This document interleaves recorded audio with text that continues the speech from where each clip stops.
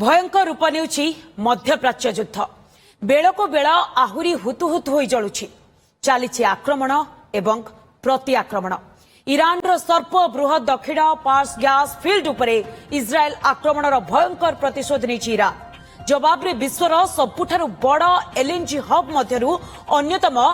कतार रास लाफान शिल्पांचल उपरे करिछि क्षेपणास्त्र आक्रमण फल कतार को अस्थायी भाव में एलएनजी उत्पादन बंद करने को पड़ी इस्राएल एवं उपसागरीय अंचल अमेरिकीय सामरिक घाटी एवं संपत्ति उपरे भी ईरान करुछि बड़ हमला हरमुज प्रणाली को ईरान अवरोध मुक्त करने को अमेरिका वायुसेना गत राति भीषण आक्रमण आरंभ करिछि बंकर बस्टर बोमा व्यवहार करी ईरान रो भूतल क्षेपणास्त्र घाटी को ध्वंस करा जायछि अन्यपटे युद्ध प्रभाव में अस्थिर होई पड़िछि पूरा विश्व अशोधित तैल दर बैरेल पिछा $113 छुईंथिबा बेले शेयर बजार रे हाहाकार 3 दिन धरी उपरकू उठिबा परे आज मार्केट रे बड़ ब्रेक लागिछि मार्केट खोलू खोलू सेंसेक्स 1700 पॉइंट ह्रास पाइथिबा बेले 23,300 तळकू खसी आसीछि निफ्टी सेपटे सुना रूपा दर भी तलमुहा आज 24 कैरेट सुना दर 10 ग्राम पिछा 2,780 टंका खसीथिबा बेले 22 कैरेट सुना ग्राम 2,550 टंका ह्रास पाइछि सेपटे रूपा केजी पिछा 10,000 टंका ह्रास पाई 2,65,000 को खसी आसीछि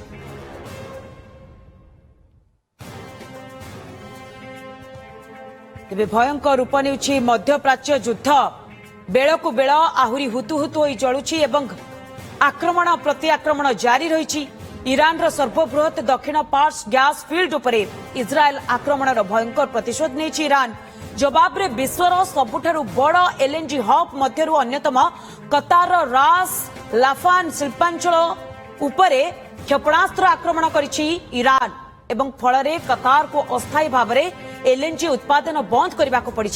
इस्राएल एवं उपसागरीय अंचल अमेरिकीय सामरिक घाटी एवं संपत्ति उपरे भी ईरान वर्तमान बड़ हमला करुछि हरमुज प्रणाली को ईरान अवरोध मुक्त करने को अमेरिका वायुसेना गत राति भीषण आक्रमण जारी रखिछि तेज संपर्क में अधिक आलोचना करने आम सहित वैदेशिक व्यापार विशेषज्ञ डॉक्टर मानस बेहरा सीधा सड़क आम सहित जोड़ी डॉक्टर मानस बेहरा प्रथम स्वागत आपको ओटीवी को डॉक्टर मानस बेहरा पूर्वर आम आलोचना करुले युद्धर गति वर्तमान कुआड़े कारण ना इस्राएल थमुची ना ईरान थमुची एवं यारी भितर डोनाल्ड ट्रंप अर्थात अमेरिका किंतु छंदी हो जाइए केमती देखुंत आप 20 दिन में कहारी नियंत्रण ना युद्ध पर टोटाल युद्धटा को नियंत्रण करने इज्राएल चाहूँ कि बारंबार विफल हो ये ट्रंप को जो भाई भाव में आक्रमणात्मक ढंग से प्रथम कहते गत काली कहले आउ जदि गोटे वियतनाम हुए आई डोंट केयर तेणु तांकर कथबार्ता तो कन्सिस्टेंसी नहीं किंतु व्हाइट हाउस रे मत पार्थक्य देखादेले युद्धर तरीका को लेकिन कारण इज्राएल जो आपण कहते पार्स गैस भंडार उपर आक्रमण कला तार प्रतिक्रिया रे ईरान दुबई रे एवं कातार बड़ गैस भंडार उपर आक्रमण कला एटा को अमेरिका चाहूना विश्वर कहीं चाहूना तार वन्स तेल आ गैस रेट बढ़ीगल अलरेडी तो बढ़ी आउ जदि बढ़ो कारण हरमुज प्रणाली प्रोब्लेम अच्छी ताले समग्र विश्व को प्रभावित करपटे इज्राएल भावुला जे टॉप लीडरशिप मारदेकी गतकाली गुइंदा मंत्री हत्या कर टॉप लीडरशिप के मारिदेकी आम गोटे कोलाप्स करदेव शासन टा पूरा भुशुड़ी पड़ो सेमती होनी कारण ईरान जो मोजाइक लड़ुची मोजाइक भाया चारिआडे बिछुड़ी देछि आईआरजी इरानियन रिवोल्यूशनरी गार्ड को एवं तांकर जो बासिल फोर्स को ये डिसेंट्रलाइज करता स्टार्ट तार तो सेंट्रल कमांड किसी बर्तमान ईरान ने नहीं कई क्या निर्देश केंद्र स्तर दौना जहाँफल केंद्र नेता मरीगले भुशुड़ी पड़ो से चारिआडे बिछुड़ी देइछंती सबु प्रदेश रे सबु हेडक्वार्टर रे से माने अटैक कर केंद्र जो आईआरजी अटैक कर सेंट्रली गतकाली जो धरणर मिजाइल से आक्रमण करटा कई कल्पनार बाहर सेजिल 2 हो अन्य सुपरसोनिक जो क्लस्टर बम ये आयरन डोम व्यवस्था को पूरा ध्वंस कर इज्राएल यहाँ बर्तमान इज्राएल मुंड व्यथार और अमेरिकार मुंड व्यथार कारण है बर्तमान इराक हाथ में रही ना सी गोटे बड़ प्रश्नवाची है कारण इराक जो बागदाद रे दूतावास अच्छी अमेरिकार से तो दूतावास नुहे गोटे सामरिक घाटी भर गोटे ମାନେ ସବୁ ପ୍ରକାର ବ୍ୟବସ୍ଥା ଅଛି ତାକୁ ଧ୍ୱଂସ କରିଛି।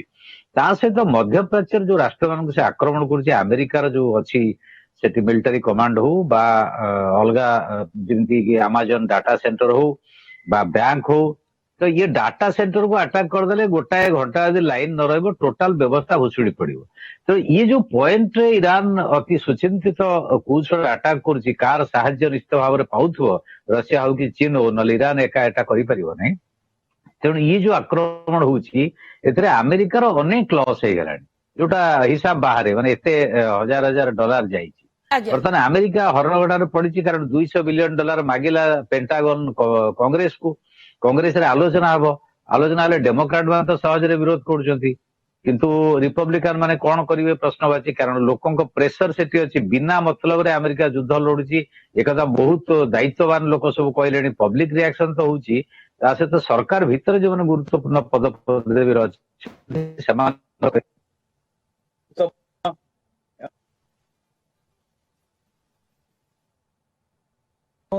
ଗୋଟେ ବଡ ପ୍ରଶ୍ନ। ଯଦିଓ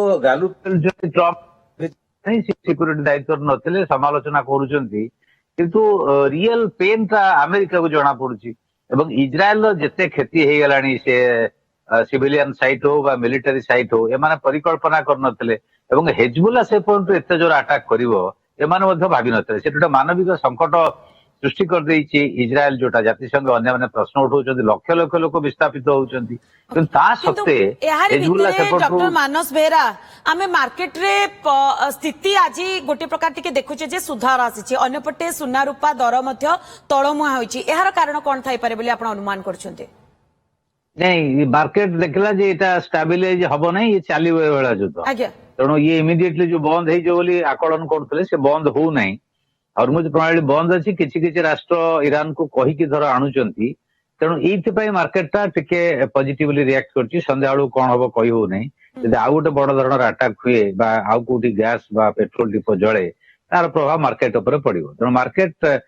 ପୁରା ପୁନରୁଦ୍ଧାର ହୋଇଗଲା ବୋଲି ଆମେ କହିପାରିବା ନାହିଁ। ଯେହେତୁ ଯୁଦ୍ଧ ଚାଲୁଛି ଏବଂ ଏକ୍ସପେକ୍ଟେସନ ହଉଛି ବର୍ତ୍ତମାନ ସମସ୍ତଙ୍କର ଯୁଦ୍ଧ ଆହୁରି ଲମ୍ବା ଚାଲିବ, କାରଣ ଇରାନର ଷ୍ଟ୍ରାଟେଜି ହଉଛି ଯେ ଟୋଟାଲ ଇକୋନୋମିକାଲି ଅର୍ଥନୈତିକ ଭାବରେ ଏହାକୁ ବିପର୍ଯ୍ୟସ୍ତ କରିବା ଏବଂ ମିଲିଟାରୀ ଭାବରେ ମଧ୍ୟ। ମିଲିଟାରୀ ଆଙ୍କର ଆର୍ମାମେଣ୍ଟ କମିଗଲାଣି, ପର୍ଟିକୁଲାରଲି ଆମେରିକାର ଯୋଉ ପାଟ୍ରିଅଟ ହଉ, ଥର୍ଡ ହଉ, ଏ ଯୋଉ କଷ୍ଟଲି ଜିନିଷ ତାକୁ କମ ଦାମ ମୂଲ୍ୟର ଯୋଉ ଆକ୍ରମଣ ହଉଛି, ସେଥିରେ ଆମେରିକାର ରିଜର୍ଭ ଯୋଉଟା ଥିଲା, ସେମାନେ ତ ୟୁକ୍ରେନକୁ ଦେଇ ଦେଇଥିଲେ, ଆଉ ଯାହା ଥିଲା ସେଥିରୁ ତାଙ୍କର ରିଜର୍ଭ ମଧ୍ୟ କମିଯାଉଛି, ଯୋଉଟା ଆମେରିକା ଆଫୋର୍ଡ କରିପାରିବ ନାହିଁ। ତେଣୁ ଆମେରିକା ଯଦିଓ କହୁଛି, ସେ ତ ସମସ୍ତେ ସମସ୍ତଙ୍କ ଇଗୋର ଅଛନ୍ତି, ଶକ୍ତିଶାଳୀ ରାଷ୍ଟ୍ର, ଡେଫିନେଟଲି ଆଜ୍ଞା ସାମରିକ ଭାବରେ ପୃଥିବୀର ଆମେରିକା ଏବଂ ମଧ୍ୟପ୍ରାଚ୍ୟରେ ନିହାତି ଇସ୍ରାଏଲ, ଭାବରେ, ଅର୍ଥାତ୍ ଏ ଦି ଆପଣଙ୍କ ଜଣ କହିବା କଥା ହେଉଛି ସମସ୍ତେ ସମସ୍ତଙ୍କ ଇଗୋକୁ ନେଇ ଅଡି ବସିଛନ୍ତି, ଯାହା ଫଳରେ କି ଇଏ ଯୁଦ୍ଧ ଥମିବାର ନା ଧରୁନି ଏବଂ ଆଗାମୀ 2 ରୁ 3 ଦିନ ମଧ୍ୟ ଖୁବ ଗୁରୁତ୍ୱ ବହନ କରୁଛି ଏବଂ ଏ ଯୁଦ୍ଧର ଗତି କୁଆଡେ ଯାଉଛି ତା ଉପରେ ମଧ୍ୟ ସମସ୍ତଙ୍କର ନଜର ରହିଛି। ବହୁତ ବହୁତ ଧନ୍ୟବାଦ ଡକ୍ଟର ମାନସ ବେହେରା, ଆପଣ ସମୟ ବାହାର କଲେ ଏବଂ ଏ ସମ୍ପର୍କରେ ଆମ ସହିତ ଆଲୋଚନା କଲେ।